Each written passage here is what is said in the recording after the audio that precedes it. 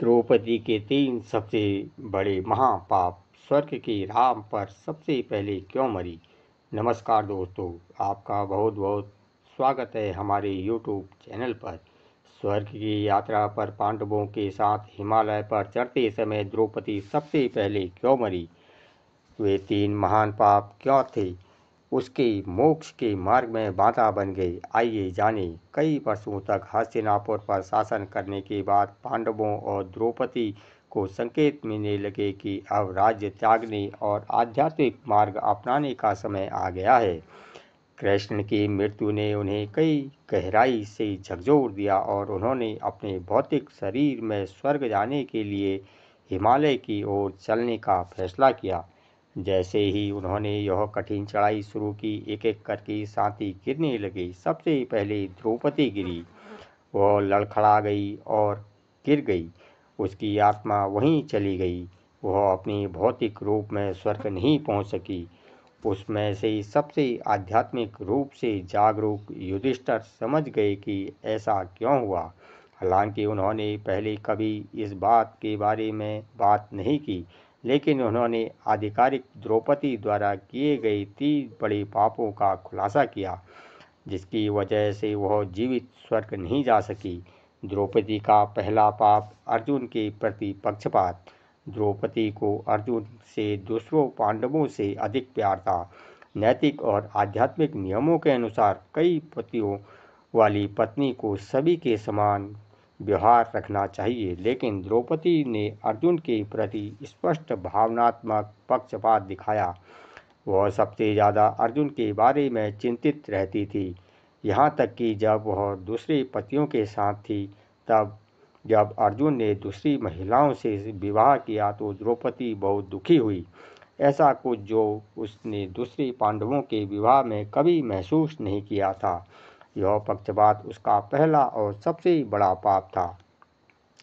द्रौपदी का दूसरा पाप, अपनी सुंदरता और बुद्धिमत्ता पर गर्व। द्रौपदी को अपनी सुंदरता और बुद्धिमत्ता पर गर्व था। वह अक्सर अपनी आकर्षण और बुद्धिमत्ता का इस्तेमाल राजनीतिक और सामाजिक मामलों को प्रभावित करने के लिए करती थी। यह अभिमान उसके स्वयंवर के दौरान स्पष्ट हो गया, जब उसने कई राजाओं, विशेषकर कर्ण को अपमानित किया।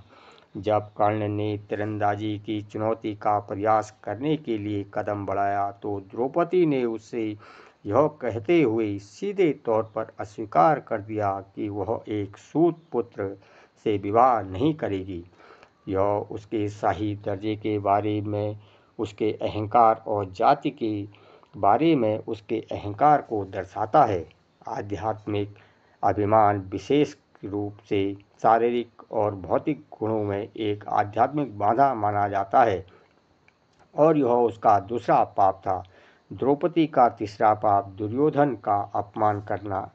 एक घटना थी जब द्रौपदी ने दुर्योधन का अपमान करते हुए कहा, अंधा अंधे का पुत्र होता है। इस उपहासपूर्ण टिप्पणी ने दुर्योधन को अपमानित किया और पांडवों और द्रौपदी के प्रति उनके दिल में गहरी नफरत पैदा कर दी।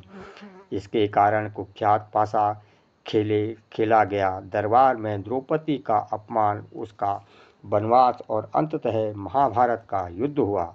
एक राजकुमारी के रूप में ऐसा अपमानजनक अपमान अशोभनीय और कठोर था। यह उसका तीसरा बड़ा पाप था। पक्षपात, अभिमान और अपमान के कारण द्रौपदी भौतिक उत्थान प्राप्त नहीं कर सकी और स्वर्ग के मार्ग पर सबसे पहले मर गई। द्रौपदी के बाद सहदेव का पतन हुआ। जब भीम ने पूछा कि पुण्यात्मा सहदेव की मृत्यु क्यों हुई, तो युधिष्ठिर ने उत्तर दिया, सहदेव का मानना था कि उससे अधिक बुद्धिमान कोई नहीं है। यही अहंकार उसका पतन बन गया। इसके बाद नकुल का पतन हुआ। जब भीम ने पूछा कि यह महान भाई क्यों गिरा, तो युधिष्ठिर ने कहा, नकुल का मानना था कि वह जीवित सबसे सुंदर व्यक्ति है।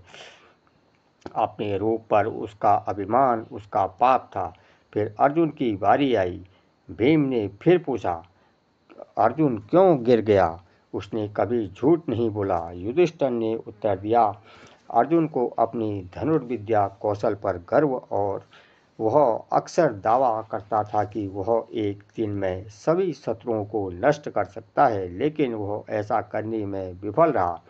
उसका अभिमान और अन्य योद्धाओं के प्रति अनादर ही उसका पतन का कारण बना।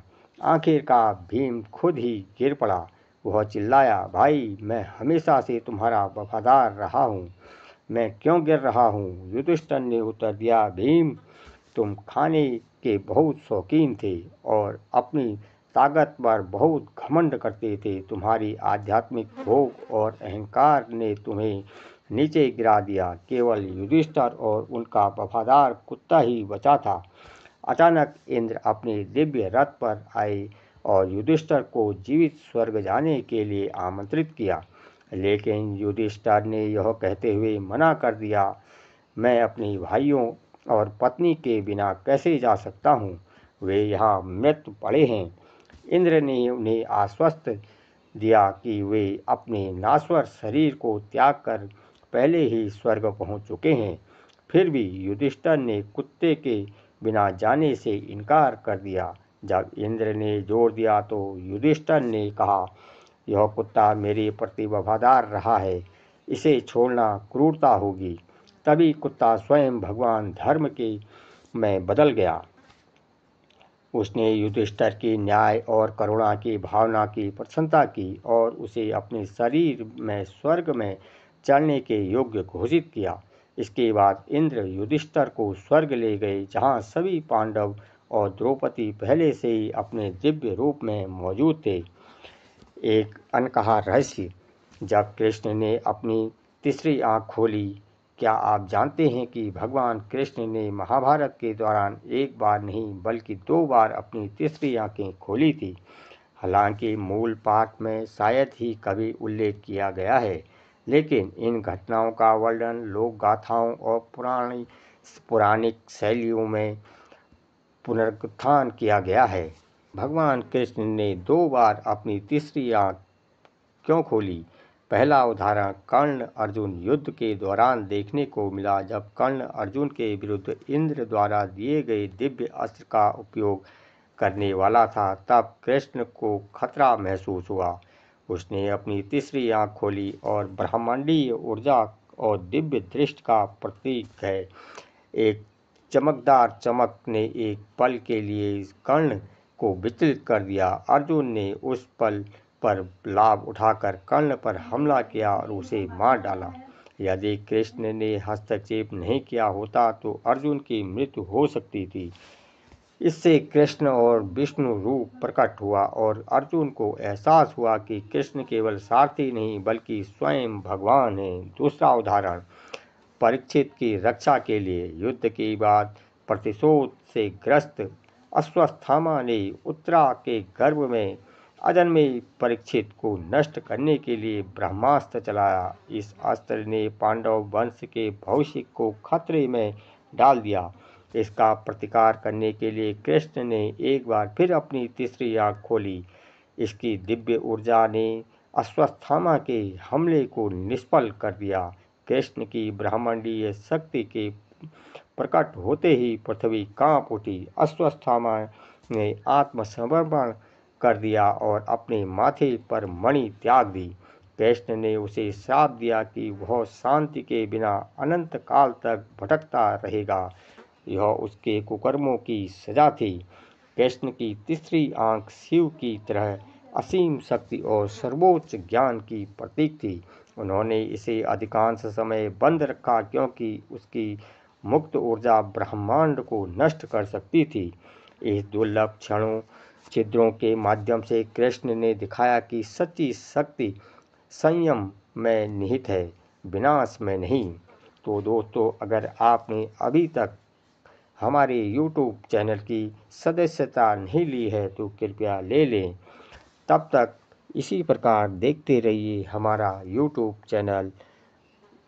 ऐसे ही एक रोमांचक वीडियो लाने के लिए हम फिर से प्रयास करेंगे। तब तक लेते हैं आपसे विदा। जय श्री राम।